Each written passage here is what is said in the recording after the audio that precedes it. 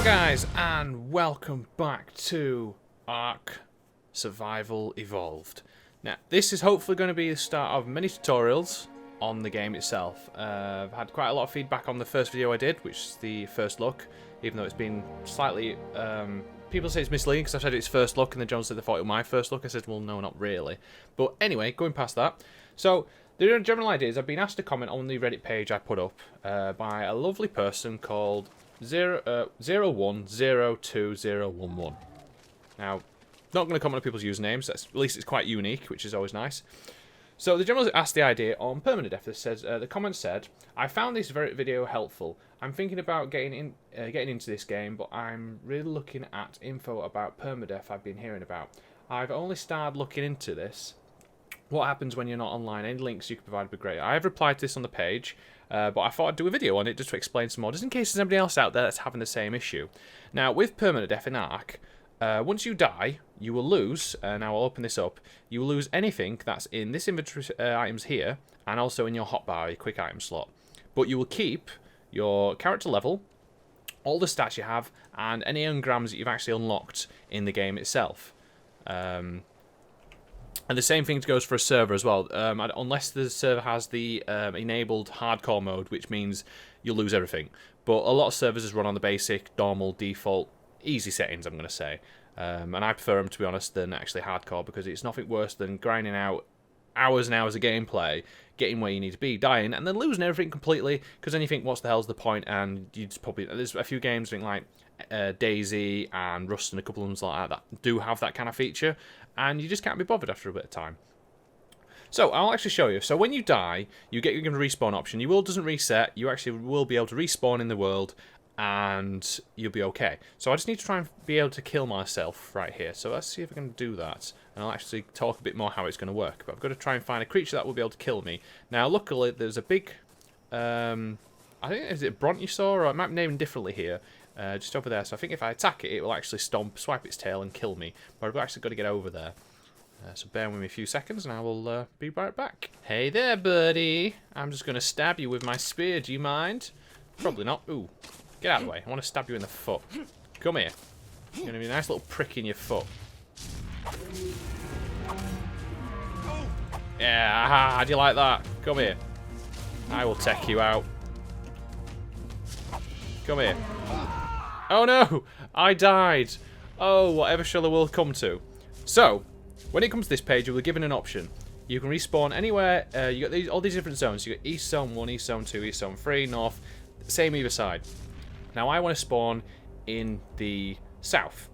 Now, I know where I died because the easiest zone you can see here is Zone 1. So, I will respawn at this location. Now, here we are. We've respawned back up again. Hopefully not too far. Ah, yes, see, so my house is there.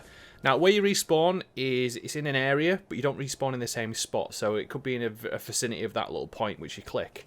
So I could respawn here one time, I could respawn all the way over there, but it would be in a certain radius of the respawn area. And you can see that's the little bloody bastard that killed me over there. So as you can see, we've respawned, we've lost everything here. Ignore these are like quick items, so if as soon as I click them, they'll disappear. These are just so you can recraft them quite easily if you lose them. You can see I've kept all my stats, so my boost stats, my level, my engrams, I've kept them all. So at least if you die and you can't get to your stuff in time, then it'll be fine. Now, one thing to keep in mind is if you actually do die, there's actually a specific point you've got to get your stuff. So there's a specific time before you actually lose all the items. Now, it's something to keep very, very in mind, because I don't know what the timer is. I think it's about 15 minutes, but you've got to get to the exact point where you died. And what happens is a bag drops with all your stuff inside it. So if I can get over here without any creatures trying to kill me. The problem is it depends what's killed you. If it's one of these guys, there shouldn't be any animals around that will kill you. But if it's anything like a raptor or like that, or this guy here, then it's going to be quite hard. But you've also got to try and find your bag, which is probably the hardest part about it. I think I died up here, didn't I? So let's see if I can find my bag. The problem is it's quite hard to see. And where did I die? It was over here somewhere, wasn't it? The problem is that raptor, that particular dinosaur took my body. so I don't know where it was. But like I say, when you die in places like this, it's a bit more hard to see anyway, just the fact of it's all the bushes and that everywhere. So let me just have a look around, see if I can find this bag. Ah, here we are. So this is where my item is. So you can see it's got decomposes in 8 minutes. It's about 15 minutes. It took me a while to actually figure out where it was. I thought we were further down that way where I died, but we're actually here. Now, as you can see, this bag is quite... It blends in quite well. So this is a problem. If you die in an area which has got quite a lot of foliage or built up with plant life, you can actually miss this. Now, if you can spot your body, it's a bit easier. But the problem is, a lot of creatures in this world will actually eat dead bodies. So any kind of creature will come around and pick this body clean, so all they'll leave is the bag. Now if we look in here, and we hit E, so you can hold E, and it'll bring up this little wheel, and access inventory, you can just hit E. It has everything that I had, so I can take all these, and I can put these back on. And I haven't lost anything either.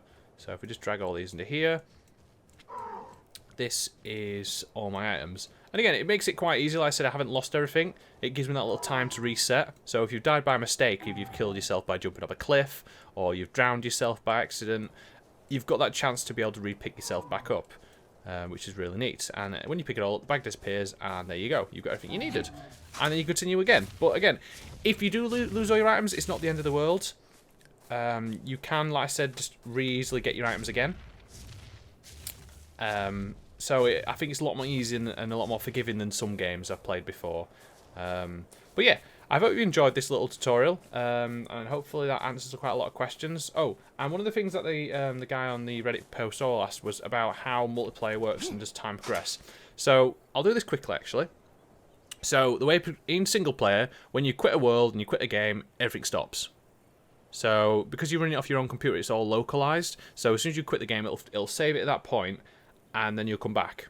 And everything will be the exact place, you won't lose anything. But in multiplayer, time progresses forward. So if there's anybody else on the server at the time when you're not there, everything will go forward. So all your food will decompose after a certain amount of time, or anything that has a time limit on them, which is, I think, food, and a few bits of materials like this. So anything like, well, food, animals getting hungry, yourself getting hungry, all that kind of stuff. You will actually run out of time. I don't think you'll die. I don't know if there's like a failsafe stop you at least dying when you're asleep, because the general idea is if you multiplayer server, if I leave, I'll actually drop on the floor, be asleep, or in this case unconscious, and that means anybody can attack me and kill me and take all my stuff. And yeah, that means there's potential for me to die. But this is why I like single player in a way, because it's your own little world. You don't have to worry about being killed. And when you quit, you can actually come back exactly where you left off. But I hope that clears some stuff up. And if anybody else is having any same questions, then hopefully that clears them up as well. But if you do want to see more of these kind of tutorials, or anything you do want me to try and explain, then drop a comment below. Like for the series would always be great. Just show that you do want to see more content like this. And if you really enjoyed the content, then subscribe to my channel. It does help me progress a lot further on. I know I've only got a small subscriber count at the moment, but the more and more people that I get to like my videos, subscribe to my videos, it means it gives me a bit more enthusiasm to at least try and do videos a lot more often. Again, because it's a hobby, I have to try and put it around my personal life and real life. But yeah, thanks for watching, guys, and until next time, I will catch you later. Bye. Over there, if you may notice, is a particular device, and I'll go over there in a second, and this is where you get special items from. So I think white's your lowest tier, and it's like a special...